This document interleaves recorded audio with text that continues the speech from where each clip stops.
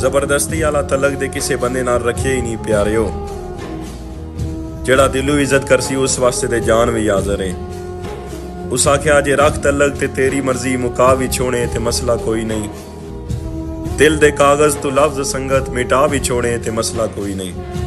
ਵਫਾ करे से वफा करे सां, जे मेरा बने ते तेरा बरसां, जे याद रखसे ते मेहरबानी, विसार छोड़े ते मसला कोई नहीं।